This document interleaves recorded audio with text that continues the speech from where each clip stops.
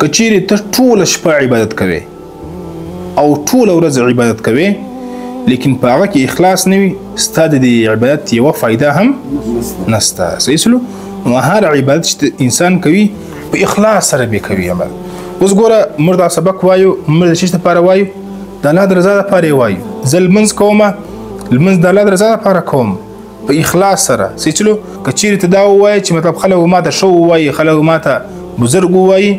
نو د دې عمل یوه فایده هم نشته. چې کوم څوک په دنیا کې یو عمل کوي، یو نیکي کوي، په دې خاطر باندې چې زه په خلکو کې څه سم مشهوره سم،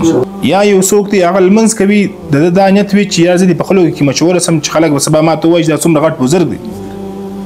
او که چیرې د یو انسان د ریاکاري نیت وي، الله به دغه انسان په خلکو کې مشهوره کړي. صحیح دی، خلک به تا ته ووایي چې ته ډېر ښه بزرګ انسان یې، ته ډېر ښه انسان یې، لیکن الله به بیا هم دغه کس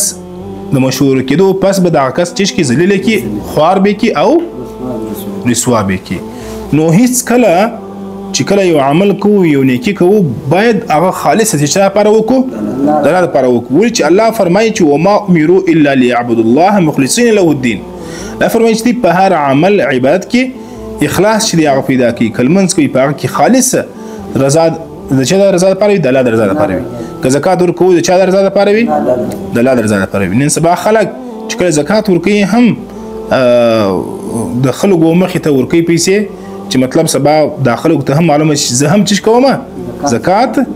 ادا کوم، زکات ورکوم. که چیرې دا ټول دنیا انسانان، پیرانان دا ټول سره راجمع سي، په یو واري باندې د الله نافرمانی شروع کړي،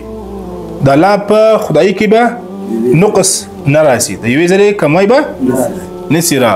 او دغسې که چیرې دغه ټول دنیا انسانان، پیرانان دا ټول سره راجمع سي، ټوله په یوه سلا باندې په یو وخت کې د الله عبادت شروع کړي، د الله په خدایي کې به هېڅ کله زیاتې نسي را. نو الله زموږ د عبادت محتاجه نه دی، بلکې موږ د الله غلامان یو چې الله کوم حکم راته کوي موږ به دغه خبره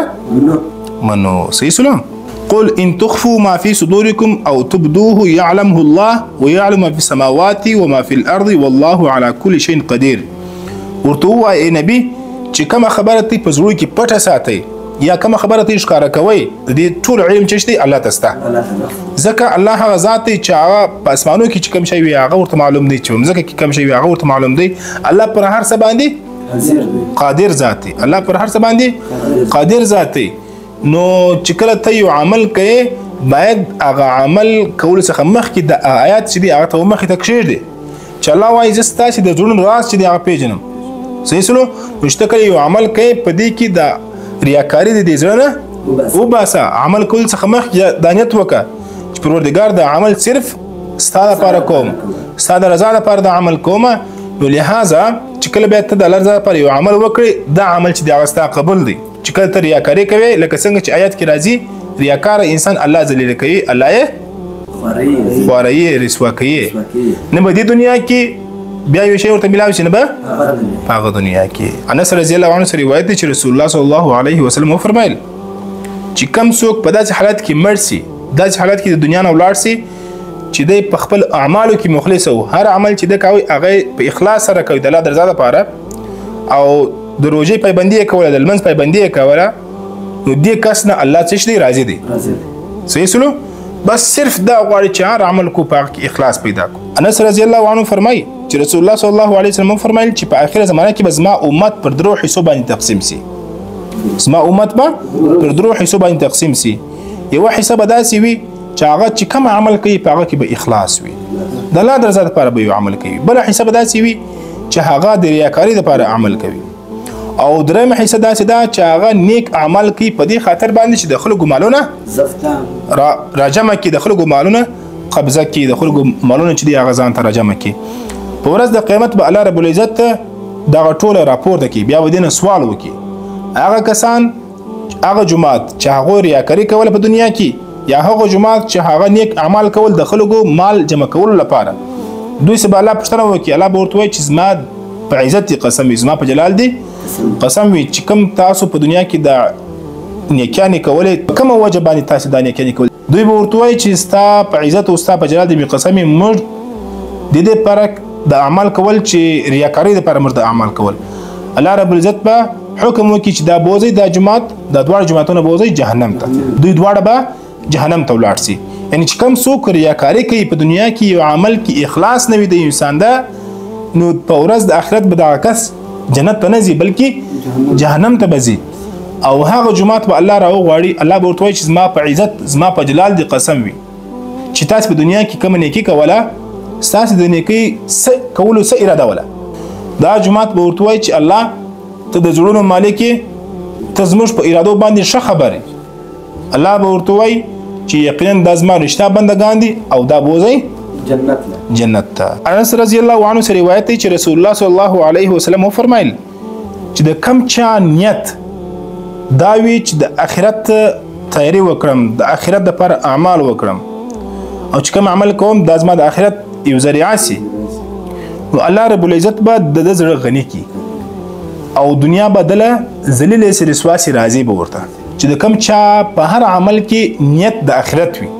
مثلا زه یو کاروبار کوم په دې کې زما نیت د آخرت وي چې یاره زه په دې کاروبار کې دروغ ونه وایم ځکه چې آخرت مې خرابېږي دې کې دوکه ونه کم دو نمبرې ونه کم ځکه چې آخرت مې خرابېږي دې انسان لا به دنیا داسې راځي ذلیل او خوار رسوا به د په پښو کې دنیا چې دې هغه پرته وي دا څوک وایي رسول الله صلی الله علیه وسلم وایي او چې کوم څوک اعمال کوي په دې اعمال سره د نیت د دنیا طلب وي چې پیسې ځان ته لاس ته راوړم او کاروبار کوي ژوند کوي هر څه کوي په دې کې نیت د آخرت نیت نه وي که دروغ وایي کله دوکه کوي کله دو نمبرې کوي د آخرت یو نیت هم نه وي پکې سره کوم د زړه غوښتنه رقم کوي الله به دې کس مخې ته فقیر راولي صحیح سلو که څه هم دغه کوي په دوکه باندې په فراډ باندې کاروبار کوي بزنس کوي بیا به هم فقیری محتاج به د مخې ته راځي او د دنیا کارونه به الله نه جوړوي د دنیا کارونه به الله خرابوي یعنی دا کس که هر څومره پیسې ولري بیا هم د نورو پیسو محتاجي د خلکو د یو شي محتاجي پیسې په پلاس کې بیا به خواست کوي یار چې ته یو شی راکړه ماته ته ضرورت لرم حاجت لرم بس که چیرې تاسو یو نیکي کوئ دا نیکي د الله د رضا لپاره کوي په دې اخلاص چې دی هغه پیدا کوي دا ستې نیکي بیا هم الله رب عزت و خلکو ته ښکاره کوي صحیح دی الله یې ظاهر کوي ښکاره کوي که څه هم په یو بنده ډبره کې ته یو عمل وکړې هغه نه یو دروازه لري نه یو روشندان لري نه یو سروی لري بیا هم الله رب عزت د عمل و خلکو ته ښکاره کوي دا ستاسې اعمال چې دا و خلکو ته ښکاره کېږي الله یې ښکاره کوي بس صرف تی په دې کې ریاکاري مه کوئ په دې کې څه شی وکئ اخلاص چې دی هغه وکئ تی دا مه وایاست چې بس زه دې په خلکو کې مشهوره سم الله ته مشهوره کوي الله ته بلنده درجه درکوي د خلکو په خلو باندې ستا لپاره ښه الفاظ راوړي دا ښه سړی دی خو لیکن ته په خپل اعمالو کې چې دی اخلاص پیدا کړه په خپل زړه کې دا اراده ورله چې زه کوم عمل کوم دا چا لپاره کومه د الله د رضا لپاره کوم هېڅکله دا فکر مه کوه چې مطلب خلکو دپاره کوم کنې بیا به انسان خوار سي ذلیله به سي او رسوا به سي نه به دا دنیا سمه سي نه به هغه دنیا سمه سي